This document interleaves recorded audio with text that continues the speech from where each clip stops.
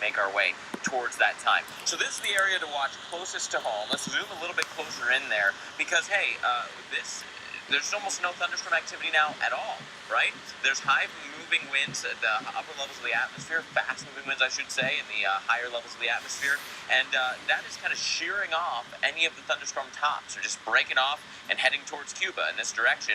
At the same point, the low-level prevailing flow is this way. That kind of shear is what you'd want to see if you are looking for a severe weather setup like tornadoes, not what you'd want to see if you're looking for the setup for a hurricane. That said, the National Hurricane Center is giving us a 50% chance of development here over the next couple of days because that shear is expected to lessen and lessen dramatically. So here's our 5-day development area. The potential is there for a depression or a tropical storm.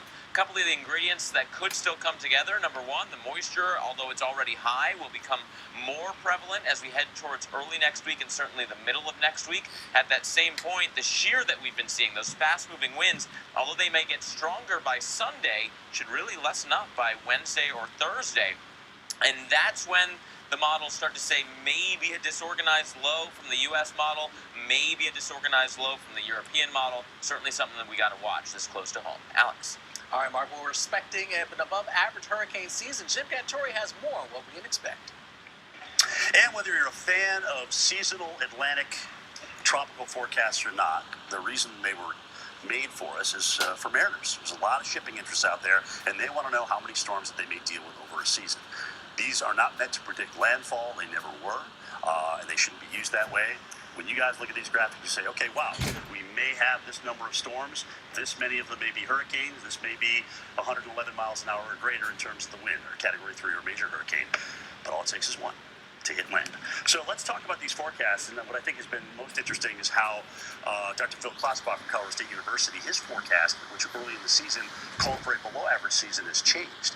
And some of the main drivers, as we know in the tropics, are water temperatures. When you have warm water temperatures, that helps feed tropical systems, and wind shear, which when it's high during an El Nino season, we actually have less storms because we know that cuts the tops off these things. So in March, we were watching a potential El Nino. The forecast was for one in the late summer, and we were also looking at the MDR, the main development region. This is where the big ones come from, especially in August and September, showing below average temperatures. So colder water, El Nino forecast came out in April from Dr. Phil Klotzbach of a below average season. Since then, look at what's happened.